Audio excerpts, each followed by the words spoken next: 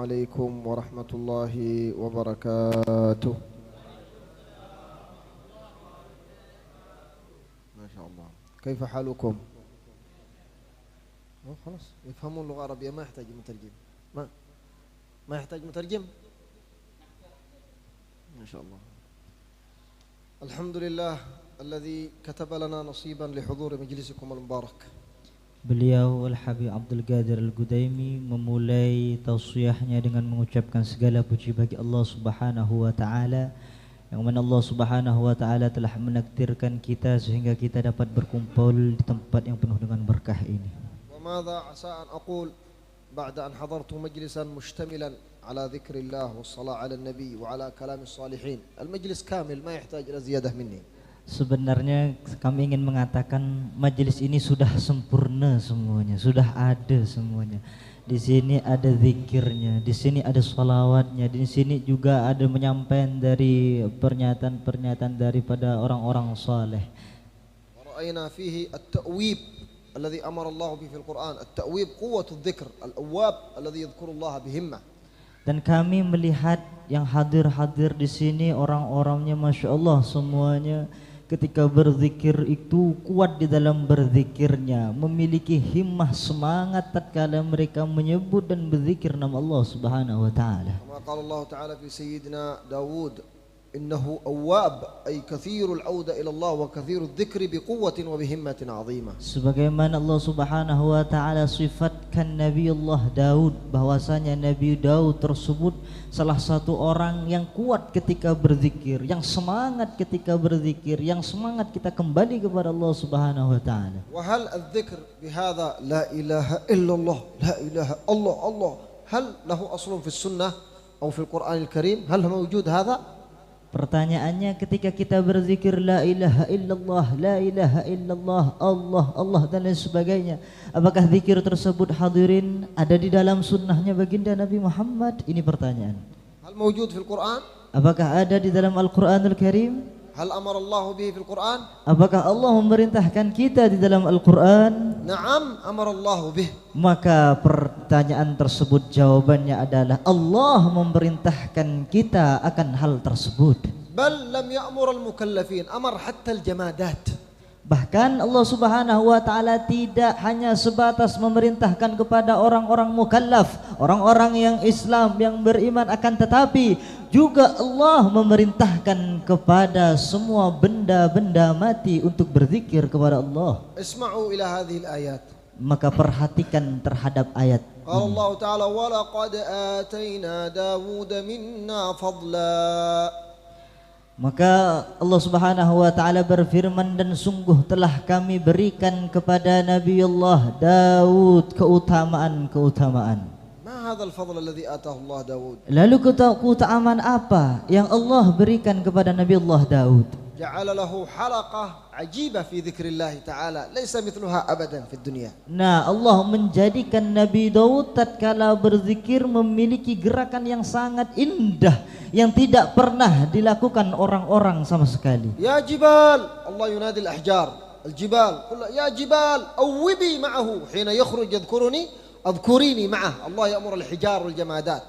Bahkan Allah Subhanahu wa taala memerintahkan kepada gunung-gunung dan benda-benda mati yang ada di sekitarnya untuk mengikuti Nabi Allah Daud untuk berzikir bersamanya. Wat-tayr, wa amara Allah at-tuyur an tajtami' bi jami' ashkaliha wa an taqifa ala ra'sihi tadur.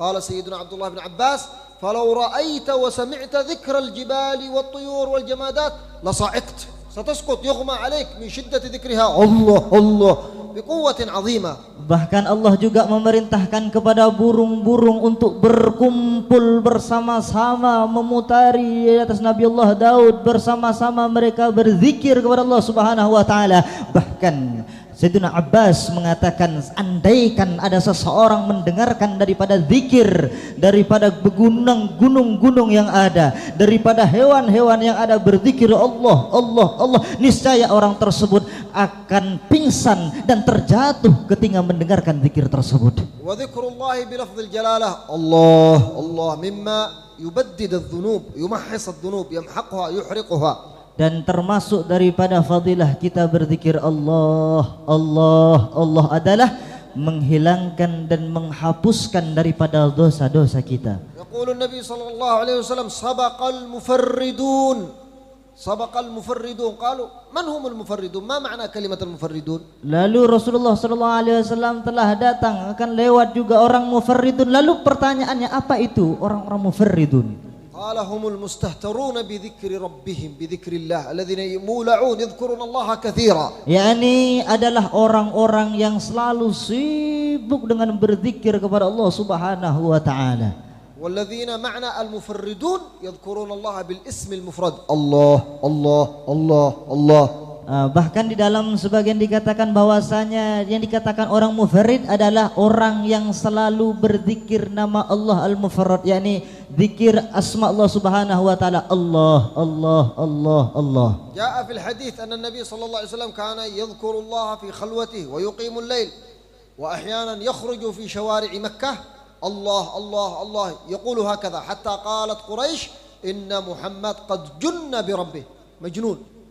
Bahkan dikatakan di dalam riwayat bahwasanya baginda Nabi Muhammad sallallahu alaihi wasallam selalu berzikir Allah Allah Allah di dalam khalwatnya, di dalam kesendiriannya, di setiap bangun malamnya. Bahkan baginda Nabi Muhammad sallallahu alaihi wasallam pun setiap malamnya keluar ke kota Mekah, di ganggang kota Mekah seraya menyebut nama Allah Allah Allah. Dan ketika orang melihat hal tersebut, mereka mengatakan sesungguhnya Muhammad telah gila terhadap Tuhannya. مسألة أخيرة نختم بها الكلمة لا نريد أن نطيل عليكم لأنكم ما شاء الله جلستم مجلس طويل فيه خير كثير. Nah, lalu selanjutnya saya akan membahas sesuatu, akan tetapi saya tidak akan panjang-panjang dalam membahasnya karena saya telah melihat para hadirin semuanya telah duduk solawat berzikir dari tadi sampai sekarang. يقول الله سبحانه وتعالى في الحديث القدسي وأنا مع عبدي ما ذكرني وتحركت بي شفتاه. Bahkan di dalam hadis qudsi Allah Subhanahu wa taala berfirman, aku bersama hambaku selama hambaku berzikir terhadapku dan lisannya ini bergerak menyebut namaku. وما تقرب إلي عبدي بشيء أحب مما افترضته عليه. يحب الله أن يتقرب الإنسان بأداء الفرائض. Dan tidaklah seseorang hamba mendekatkan dirinya kepada diriku dengan sesuatu yang telah aku fardukan, telah aku wajibkan kepada orang tersebut. ولا يزال عبدي يتقرب إلي بالنوافل حتى أحبه. Dan senantiasa seorang hamba mendekatkan kepada diriku, kata Allah Subhanahu wa taala, dengan sesuatu perkara-perkara yang sunnah sampai aku mencintai orang hamba tersebut. كلكم تعرفون أن هناك 5 أركان لهذا الدين و5 فرائض هذا الدين. Dan kalian semua mungkin sudah tahu rukun-rukun agama ini dan fardu-fardu agama ini. شهادة أن لا إله إلا الله وأن محمد رسول الله. Yang pertama adalah syahadat. إقام الصلاة. Lalu yang kedua adalah melaksanakan salat. إيتاء الزكاة. Lalu yang ketiga adalah membayar zakat. صوم رمضان. Lalu yang keempat adalah berpuasa di bulan Ramadan. حج البيت لمن استطاع إليه سبيلا. Lalu yang kelima rukun daripada rukun Islam adalah haji ke Baitullah bagi orang yang كما mampu. أن هناك فروض للإسلام 5 هناك 5 نوافل لهذه الأركان.